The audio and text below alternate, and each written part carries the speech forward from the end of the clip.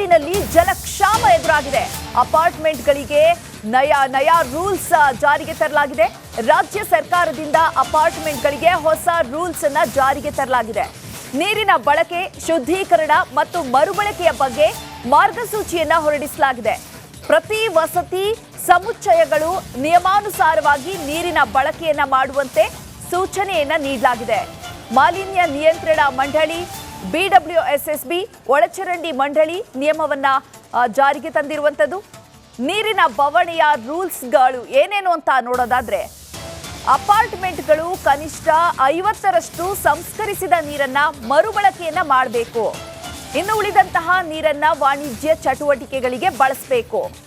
ಸಂಸ್ಕರಿಸಿದ ನೀರನ್ನ ನಿರ್ಮಾಣ, ಕೈಗಾರಿಕಾ ಒಂದು ನಿರ್ಮಾಣಕ್ಕಿರ್ಬೋದು ಅಥವಾ ತೋಟಗಾರಿಕೆಗಿರ್ಬೋದು, ಈ ರೀತಿಯಾಗಿ ಬಳಸಬೇಕು. ಅಗ್ನಿಶಾಮಕಕ್ಕೆ ಮರುಬಳಕೆಯನ್ನ ಮಾಡಬೇಕು. ಧೂಳು ತಗ್ಗಿಸುವಿಕೆ, ಗಣಿಗಾರಿಕೆ, ಈ ರೀತಿಯಾದಂತಹ ಉಪಯೋಗಕ್ಕೆ ಮರುಬಳಕೆಯನ್ನ ನೀರನ್ನ ಉಪಯೋಗಿಸಬೇಕು. ಜಲಮಂಡಳಿ ಅನುಮತಿಯನ್ನ ಇದಕ್ಕೆಲ್ಲ ಕೂಡ ಪಡ್ಕೋಬೇಕು. ಅಂತರ್ಜಲ ವೃದ್ಧಿಗೆ ಕೂಡ ಜಲಮಂಡಳಿ ಅನುಮತಿ ಬೇಕು.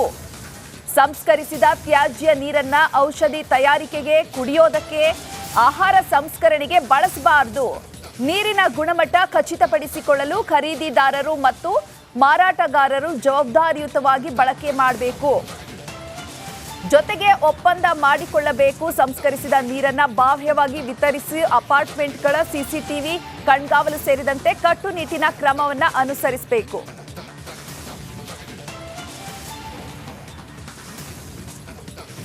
ಇನ್ನು ಈ ಬಗ್ಗೆ ಹೆಚ್ಚಿನ ಮಾಹಿತಿಯನ್ನ ನೀಡಲಿಕ್ಕೆ ನಮ್ಮ ಪ್ರತಿನಿಧಿ ವೀರೇಶ್ ನೇರ ಸಂಪರ್ಕದಲ್ಲಿ ಜಾಯಿನ್ ಆಗ್ತಾ ಇದ್ದಾರೆ.